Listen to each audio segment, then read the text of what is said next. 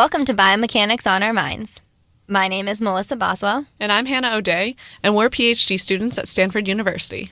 This podcast is brought to you by the International Society of Biomechanics. It's time for Boom. Welcome to Boom, where we have Biomechanics on our minds. Boom. Boom. Boom, boom, boom.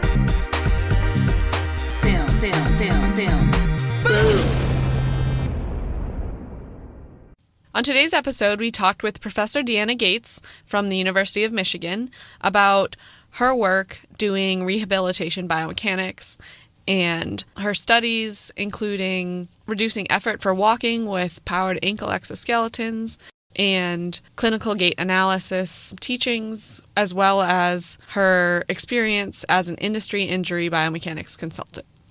But first, a bit of boom. Bit of boom. Gucci. Bit of boom. Louis. Bit of boom. Bit of boom. So today's article on Bit of Boom is in the journal Biomechanics, where is the date? It's from January 2019. The title of this article is Automated Remote Fall Detection Using Impact Features from Video and Audio. I am thinking too far ahead.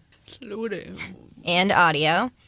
The study was done by Evelien Geertsema and her colleagues from Stichting Epilepsy Institution in the Netherlands and the Image Sciences Institute in the Netherlands. So I really liked this article because it was focusing on how we can detect falls. And I thought it was interesting because usually falls are detected with accelerometers in a lot of the studies that I've seen. But they were actually looking at using video cameras and audio as kind of sensitive, versatile, and relatively cheap sensors to be able to quantify movement. And then analyze the video stream and detect falls. Oh, wow. So just like a normal video camera or...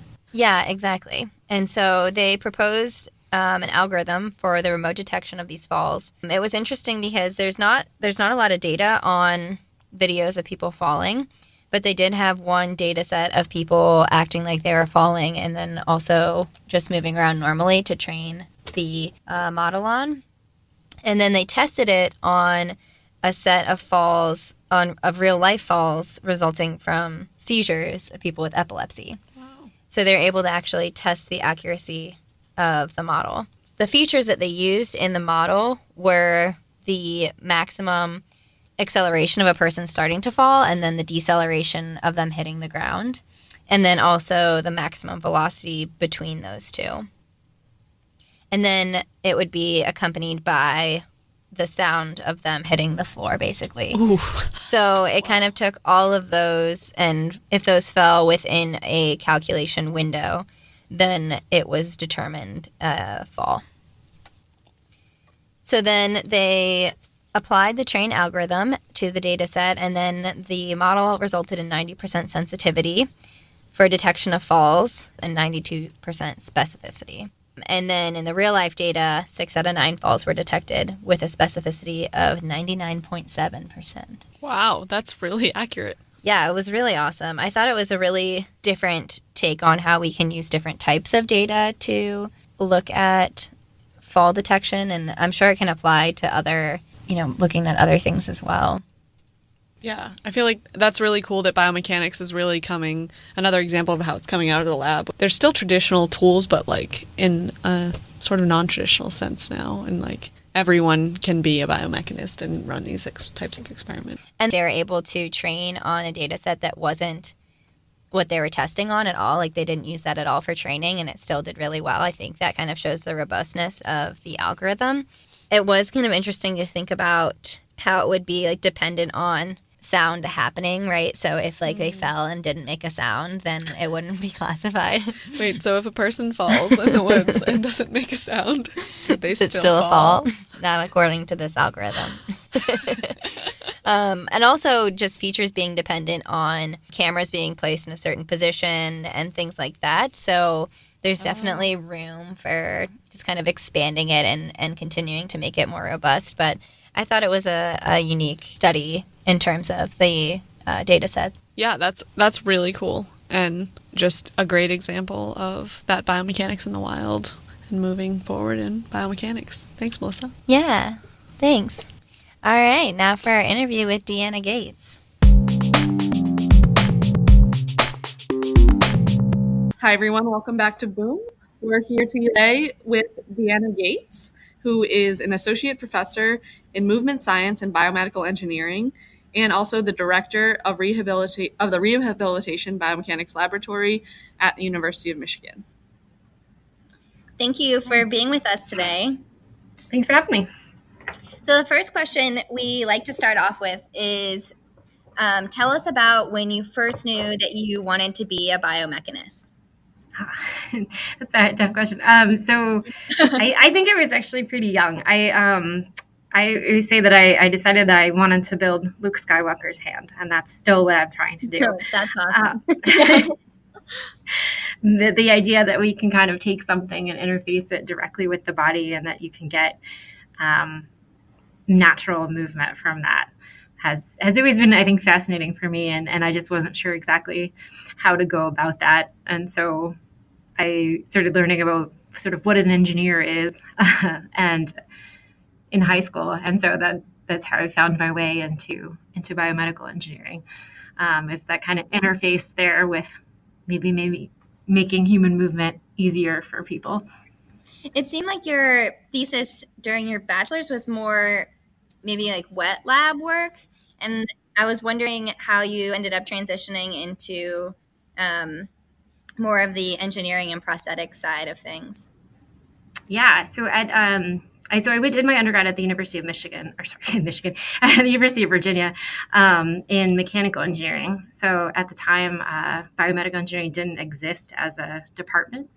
And so I learned about it, throughout my undergrad career, but we didn't have, wasn't able to take classes in it, and there weren't a lot of labs that I was aware of.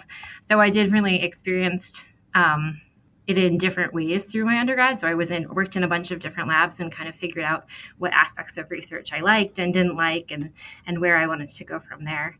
So every senior at UVA is required to do a thesis. So that was my year experience in the lab, and it was great. I don't know that I was passionate about making gels at the end of that, but it was a good experience, and I learned a lot about research, and I learned I really liked being in the lab and kind of working toward some goal and reading the papers and sort of the community of the lab environment that I didn't know maybe existed at the time. It's actually kind of cool that you got to be part of an experience that didn't have a formal bioengineering or biomedical engineering program, because I think that allows you to kind of forge your own path and figure those things out outside of a strict departmental regulation or structure. It was really nice, and I think I like the standard mechanical engineering curriculum because it's very consistent across departments and schools, and so people really know what you're getting out of it. Whereas BME can mean something different everywhere, and so that was nice. And I had a minor in biomedical engineering as an undergrad, so I got to take some classes and get a little bit of exposure and kind of learn more about what I wanted to do next.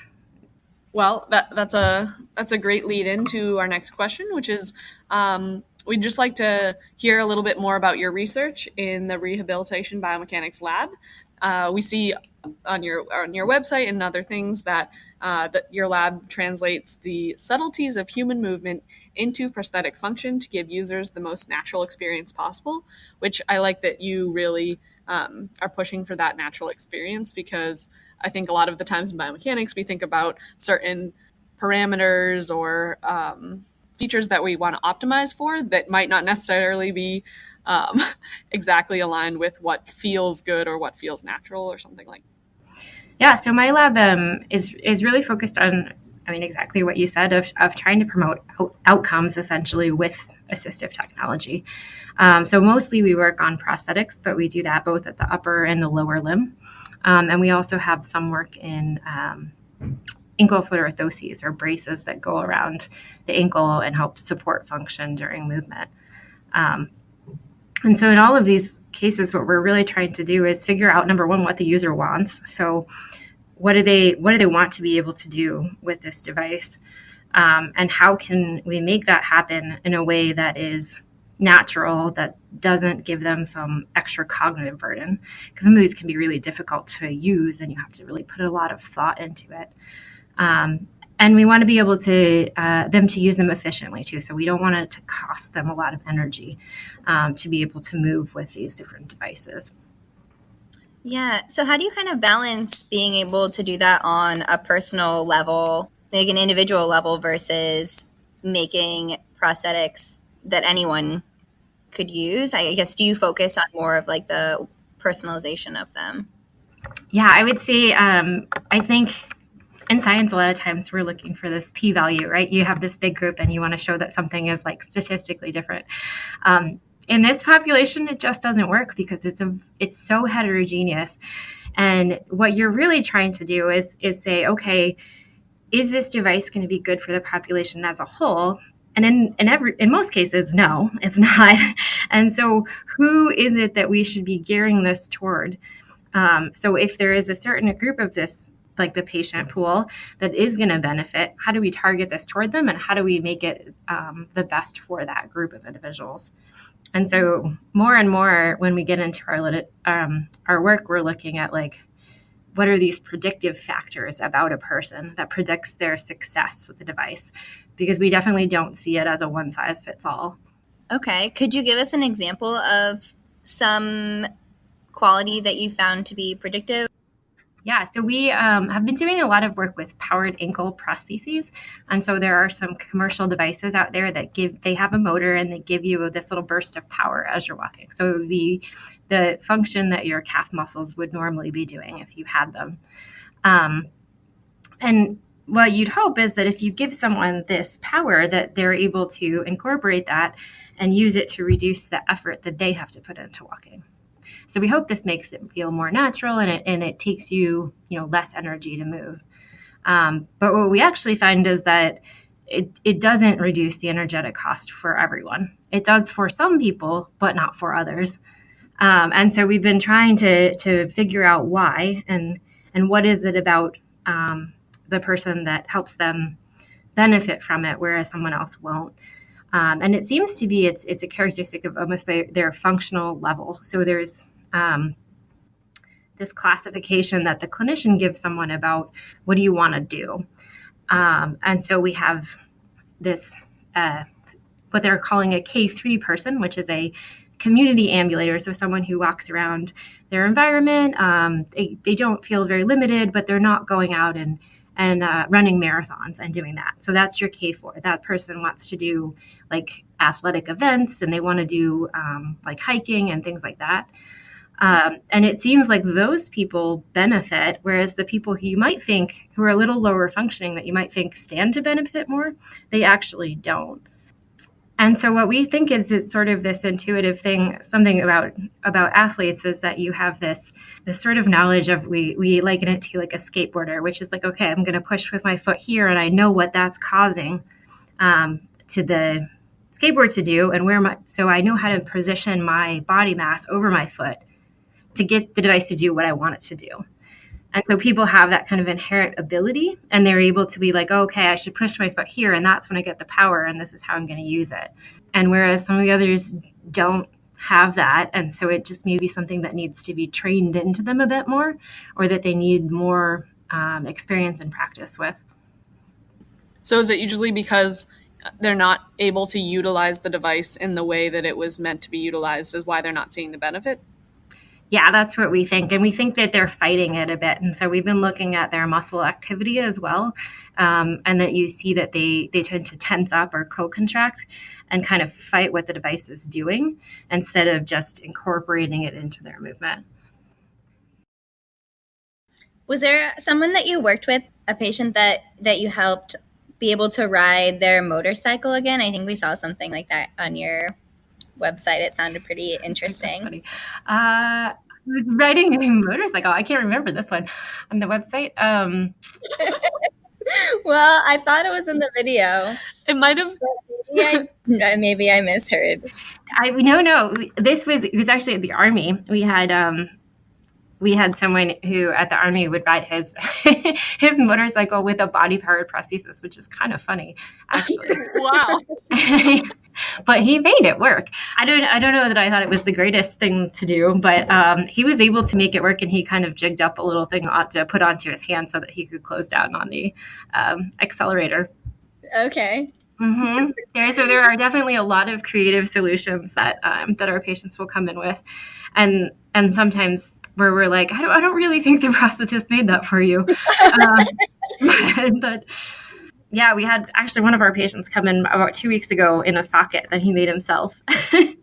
Wow. Yeah, he had taken the one and just completely rejigged it. So, which didn't work for our study, but it's fun that he's kind of changing out and making it work for him. I don't know that his clinician would say the same, but it's good. It's good to see that you have some sort of control over your own device and that you can kind of manipulate it to do what you want. Right. Yeah, that's cool that people like. That's kind of I liked going back to like sort of the missions or the summary of what your lab is, having devices that help people feel like they're maintaining some natural ability or natural place in their environment. I think being able to do what you want to do is such a key part of that, and the fact that you're working with people to help them do that is great. We also saw that you're teaching some hands-on learning courses, or a hands-on learning course on clinical gait analysis. And I think there's also another one at Michigan on motion capture. And it just sounded really interesting to actually have these really interactive courses. And I was wondering if you could talk about that a little bit more, like what you do in the course and how this hands-on learning benefits the students and the patients. Yeah, so our we'll give the two courses. So Dr. Melissa Gross teaches a motion capture course. And so the students learn how to place markers on a person, how to build a model of them. And then they do experiments where they can test them doing different activities and show what that movement looks like. So my course kind of is an extension of that, which is now you have this data, what does it mean?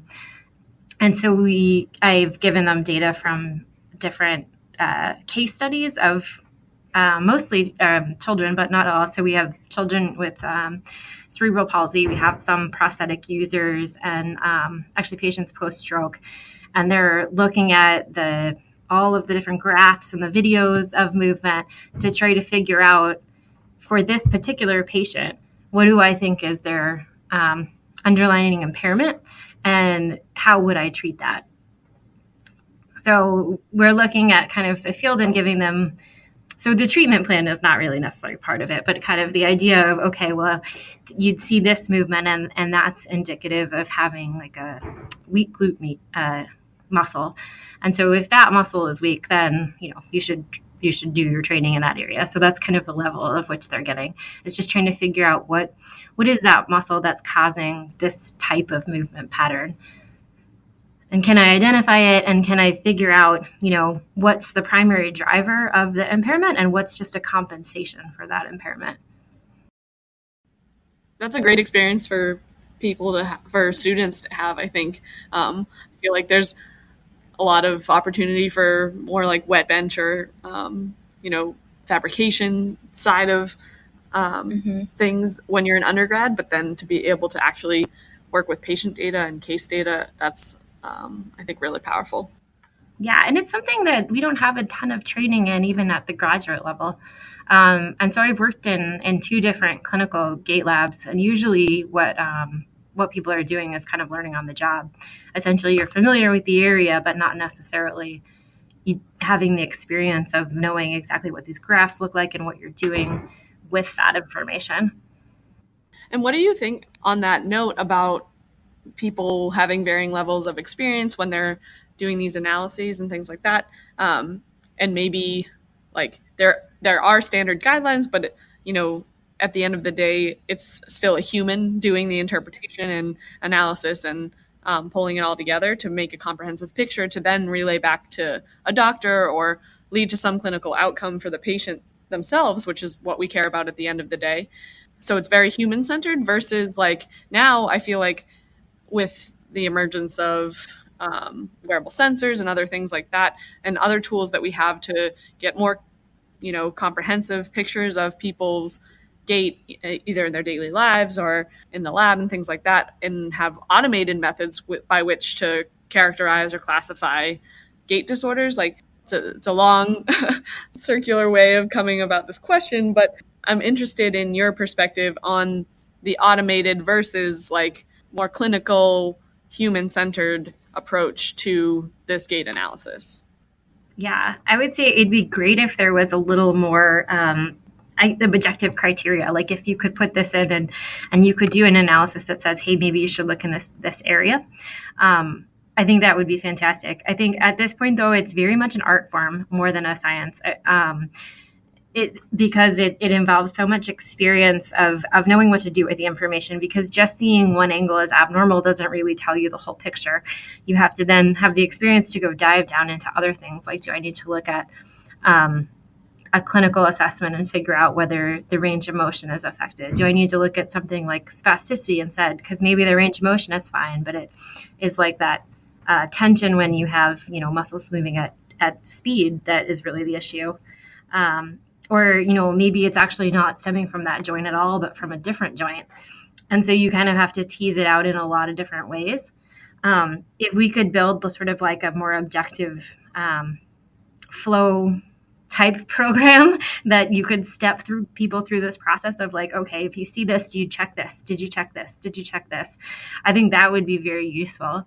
But at this point, nothing like that exists. And so it's very much dependent on the experience of the person who's doing the assessment. Right. Yeah, you need like a flow diagram of like, or tree. I use one of those for like stats tests. Sometimes it's like, is your sample this? Is your sample? And then it brings you to the stat test to run. It's like what you need for clinical gait analysis. So after your PhD, you did some work outside of academics, and I was wondering if we could talk about that a little bit more, specifically your job in engineering consulting and what you did there.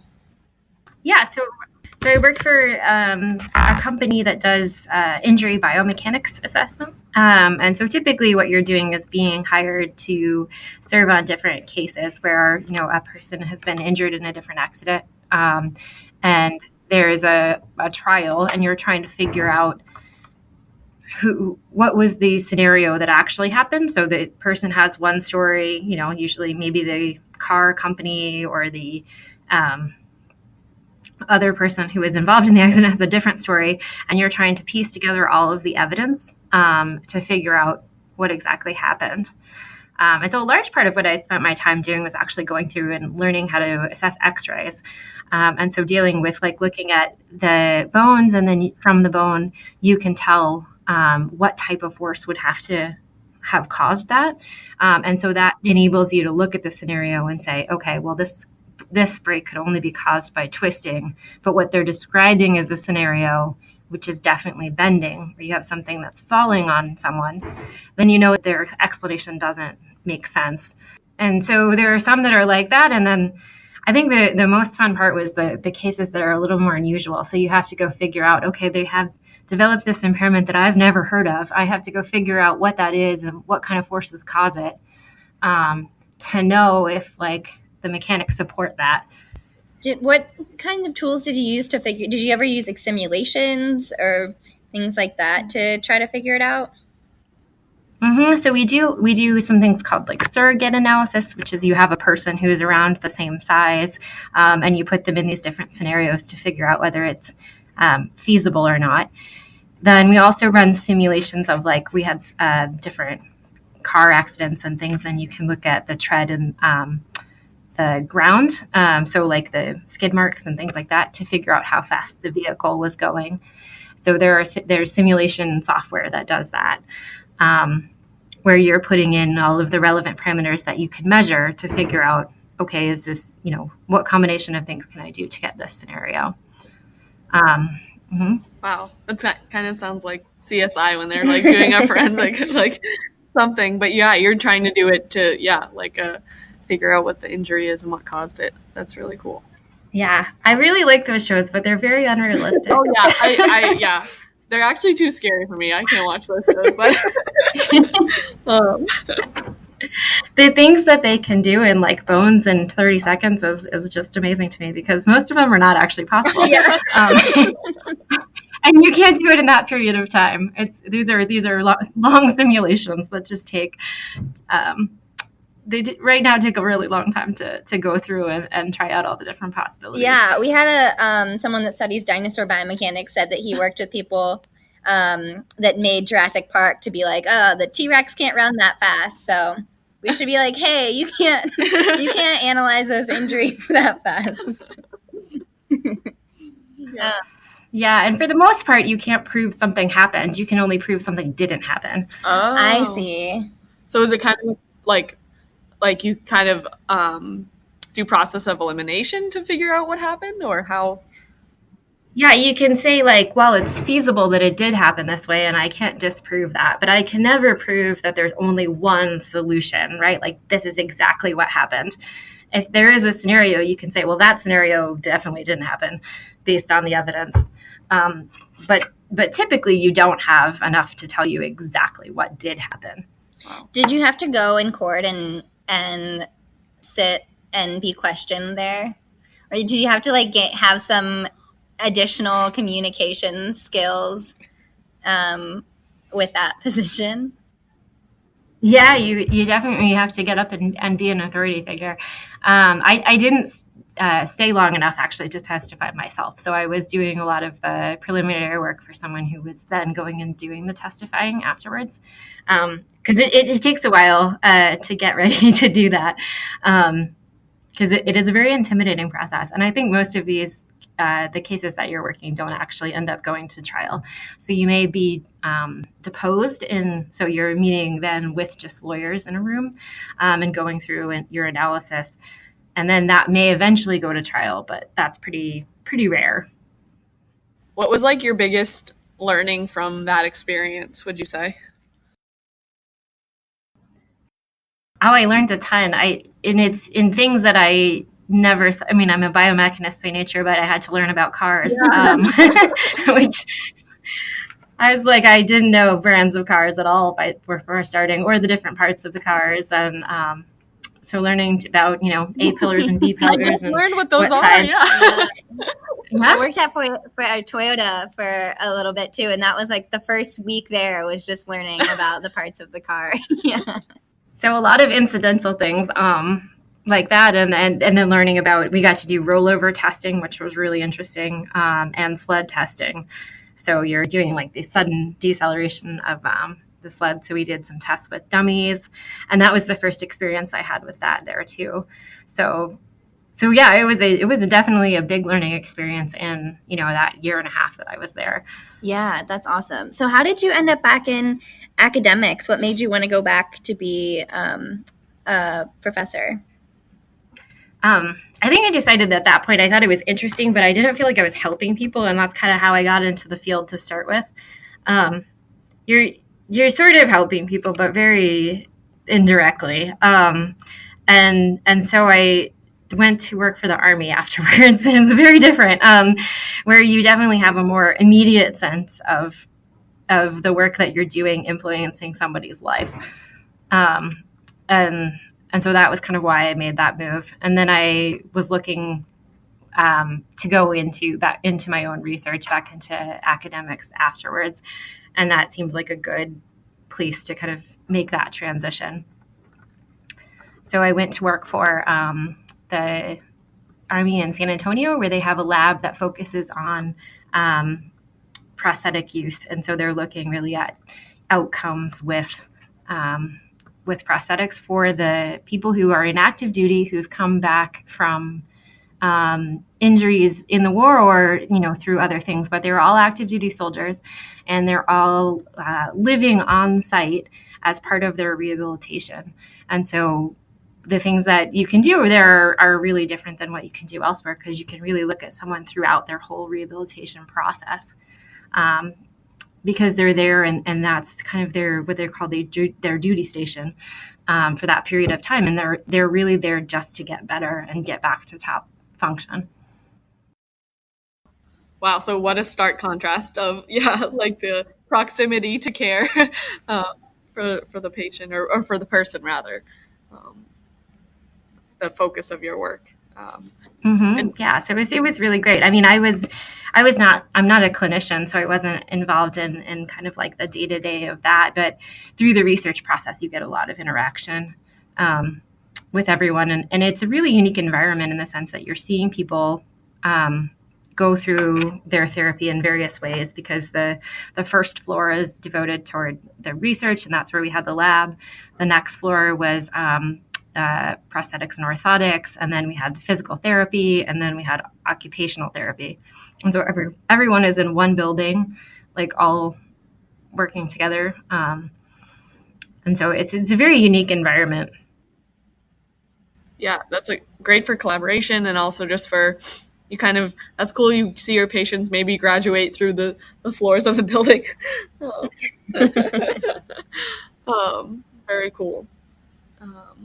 Well, thank you so much for sharing all of that. And we now are going to move to one of my favorite questions that we get to ask people, which is if you could share a research or work-related fail, quote unquote fail. We like to talk about failure in a positive sense because it's always an opportunity for learning if you take it that way. So if you can think of any or share any, we're happy to listen. I was like, there's so many. All the times that people walked on devices that broke or broke mid-collection, or things that you thought were working. And it's hard to choose just one. I think that that's kind of an inherent part of research, is there's always the things that that you have to try and give it a shot and see if it's going to play out or not. The thing I tell my students is that the best part of biomechanics is you always get an answer. It may not be the answer you want, but you'll always get an answer. So, and when I used to do work with cells, if you didn't get it, or we were trying to make gels for running electrophoresis and on a very small scale. If it didn't work, you just had to do it again. And then if it didn't work, you just had to do it again. But you didn't really have an answer. It wasn't a publishable thing. It was like, I just have to keep trying. Whereas with human subjects, it may or may not work out, but you have something at the end of it. So I always think that's exciting. There are certainly things that did not work out the way that we expected them to. And actually, I think some of those have been the most interesting.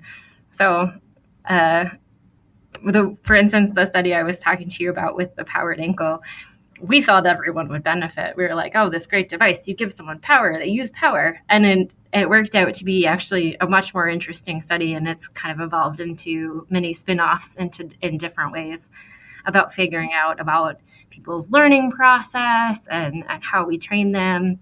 And then also looking at like patient expectations and things. And so I think all of those sort of evolve into better things. Yeah, that's really interesting. So what are you most excited for the future of biomechanics? I think there's a lot, and I think it's really emerging and as a field, because technology is improving and our ability to do things is really improving.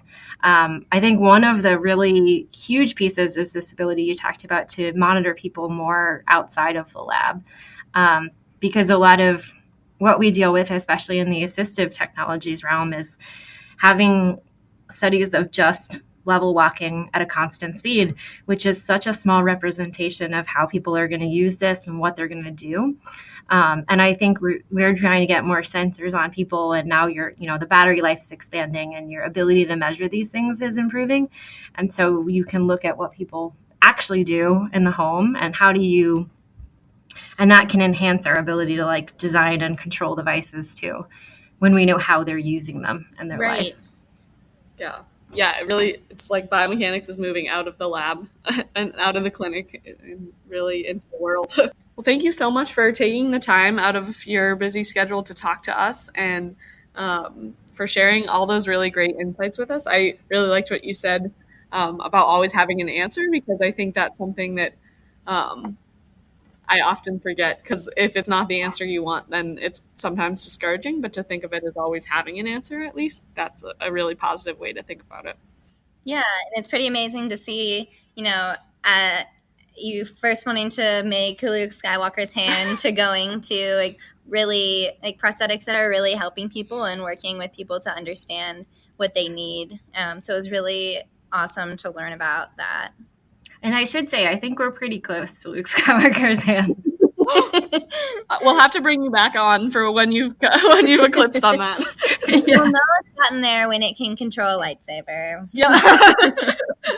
Well, thank you. Thank you, guys. Thank you so much. Okay, big thank you to Deanna for that awesome interview. And I was really inspired by her story of how she got into biomechanics, starting with Luke Skywalker's hand. Yeah. I actually have a Star Wars joke, Melissa, if you'd like to hear it. I could not say no to one of your jokes, Hannah. Well, I was just wondering if you knew if BB was hungry. No, I don't know if BB is hungry. You're right. Because BB-8. BB-8. She made a really cringy face that you all are missing. So let me just paint that picture for you there. Yes. That was a good one. Now we've solved that mystery. We've solved that mystery. So, here's my favorite part of the episode, Research Fails. Research fails. Yes, it does.